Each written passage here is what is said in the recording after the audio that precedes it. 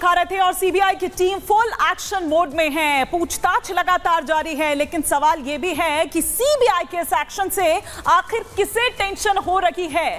फांसी के सबूत भी मिल गए हैं। आइए हम आपको संजय रॉय से जुड़ी हुई जो 8 चीजें निकलकर सामने आती हैं वो हम आपको सिलसिलेवार तरीके से दिखाते हैं। कॉलेज की जो 2 सीसीटीवी फुटेज देखी गई, खंगाली गई, उसमें नजर आता है संजय रॉय।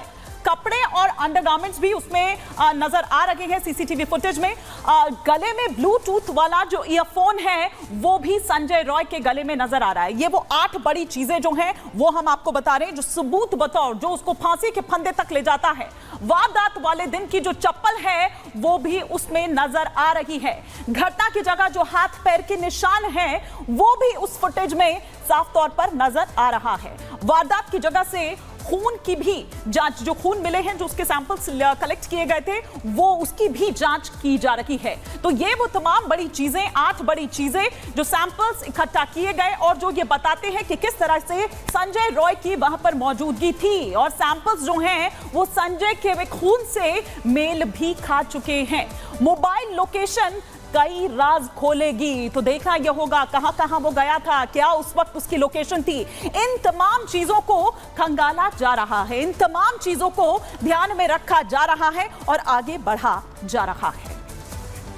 तो लगातार देखिए, तफ्तीश सीबीआई की जारी है और एक एक करके सबूत भी इकट्ठा किए गए हैं। और इसके अलावा मुख्य आरोपी संजय रॉय जो पुलिस के इस वक्त गिरफ्त में है, उसके खिलाफ भी 8 सबूत मिले हैं। और इसलिए हर किसी की निगाह इस बात पर टिकी है कि अब ज्यादा दिन नहीं है जब सच्चाई सबके सामने होगी। हर कोई जानना चाहता है कि कोलकाता कांड में आखिर क्या कुछ हुआ है। और जतिन हमारे साथ लाइव जुड़ चुके हैं। जतिन, देखिए लगातार हम देख रहे हैं कि सीबीआई की तफ्तीश जारी है, सबूत भी मिल रहे हैं।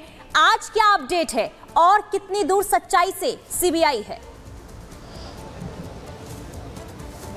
आज बिल्कुल देखिए, सीबीआई ऑफिसर्स ने कल जब वो संदीप घोष के घर के बाहर निकल रहे थे तभी बोल दिया कि उनके पास एविडेंस है और उन्हीं एविडेंस को अब एनालाइज किया जा रहा है। और सुबह होते ही संदीप घोष एक बार फिर से सीबीआई हेडक्वार्टर पहुंचे हैं और यहां पर उनसे पूछताछ का जो सिलसिला है वो शुरू किया जा रहा है। ये दफ्तर आप देख रहे हैं, तकरीबन 10 बजे के आसपास संदीप घोष इसी दफ्तर में फिर से दाखिल हुए हैं। हालांकि जो जानकारी मिल रही है कि रेप और हत्या मामले में आज संदीप घोष जो है उनसे पूछताछ की जा रही है। कल उनके घर पर रेड करप्शन के मामले में हुई थी, लेकिन आज जो इन्वेस्टिगेशन की जा रही है उसमें पॉलीग्राफ टेस्ट को लेकर संदीप घोष से पूछताछ जो है वो की जा रही है। पॉलीग्राफ टेस्ट के जो नतीजे हैं वो सीबीआई के पास हैं और उसी आधार पर पिछले 10 दिनों में जो 100 घंटे पूछताछ और उसके बाद पॉलीग्राफ टेस्ट हुआ उसको एनालाइज करके सवाल जवाब और कन्फ्रंट उन सब्जी से संदीप घोष को करवाया जा रहा है। हालांकि सबसे बड़ा एलिगेशन संदीप घोष के ऊपर सबूतों को टेम्पर करने का है इस पूरे केस में, कि बतौर प्रिंसिपल उन्होंने सेमिनार हॉल को एक तरीके से सील क्यों नहीं किया, उसको इंटैक्ट क्यों नहीं किया। और यही सबसे बड़ा सवाल है जिसको लेकर सीबीआई लगातार इन्वेस्टिगेशन कर रही है। साथ ही पॉलीग्राफी टेस्ट में संदीप घोष ने जो बातें बोली हैं उन सभी को भी आज सीबीआई ऑफिसर्स कन्फ्रंट करा रहे हैं, क्योंकि सीबीआई को जो डाउट्स हैं वो पूछताछ के बाद ही क्लियर होंगे।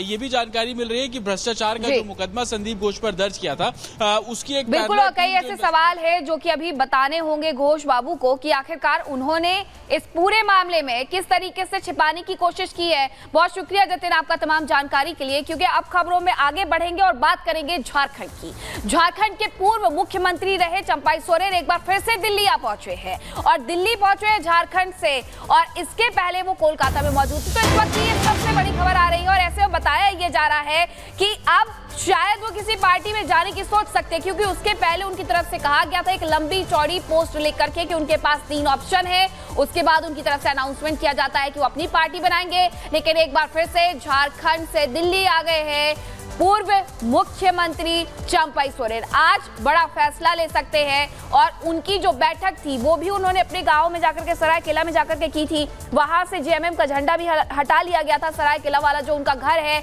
उन्होंने अपनी ट्विटर पोस्ट से, वहां से प्रोफाइल से जेएमएम का नाम हटाया था। उसके बाद एक चिट्ठी उन्होंने लिखी थी। इसी बीच एक और बड़ी खबर आ रही है जो कि दिल्ली के शास्त्री पार्क से आ रही है, जहां बड़ा हादसा हुआ है। बेकाबू ट्रक ने फुटपाथ पर सो रहे 5 लोगों को कुचला है। हादसे में 3 लोगों की मौके पर मौत हो गई है। हादसे के बाद ट्रक ड्राइवर मौके से फरार हो गया है। तो 3 लोगों की मौत की खबर है।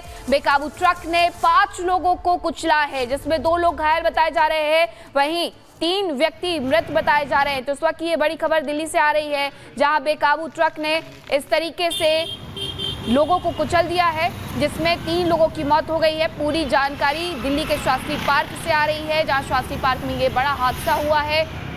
बेकाबू ट्रक ने 5 लोगों को कुचला है। फुटपाथ पर ये लोग थे। बेकाबू ट्रक ने फुटपाथ पर सो रहे 5 लोगों को कुचलकर जिसमें 3 लोगों की मौके पर मौत हो गई और हादसे के बाद ट्रक ड्राइवर मौके से फरार हो गया है। और ये तस्वीरें भी सामने आ गई हैं कि किस तरीके से घायलों को अस्पताल पहुंचाया जा रहा है।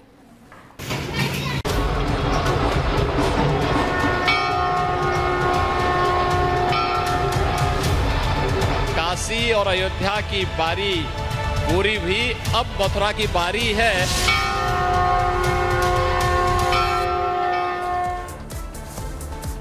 चलिए आगे बढ़ते हैं, बात कर लेते हैं जन्माष्टमी की। जन्माष्टमी की धूम पूरे देश भर में देखने को मिल रही है और इसी बीच आपको बता दें कि उत्तर प्रदेश के मुख्यमंत्री योगी आदित्यनाथ मथुरा पहुंचे और श्री कृष्ण जन्मभूमि में जाकर पूजा अर्चना करते हुए ये नजर आई। तस्वीर आपको दिखा रहे इस्कॉन टेम्पल की ये तस्वीर है, जहां मंत्रोच्चारण के साथ सीएम योगी आदित्यनाथ बाल गोपाल को स्नान करवाते हुए नजर आ रहे हैं। पूजा अर्चना उन्होंने की। तो आज देश भर में इसी तरीके से छठा जो है हर मंदिर में देखते ही बन रही है, जहां भक्तों का सैलाब नजर आ रहा है। और ये सीधी तस्वीर आपको दिखा रहे हैं, मथुरा की तस्वीर है, जहां योगी आदित्यनाथ पहुंचे थे मथुरा श्री कृष्ण जन्मभूमि मंदिर पहुंचे। पूजा अर्चना पूरे विधि विधान के साथ वो करते नजर आए और साथ ही साथ बाल गोपाल को उन्होंने स्नान भी करवाया और पूरे देशवासियों को शुभकामनाएं भी दी है। और पूरी रिपोर्ट आपको दिखाते हैं, महिमा हमारी सहयोगी ग्राउंड जीरो से, उनकी रिपोर्टिंग देखिए।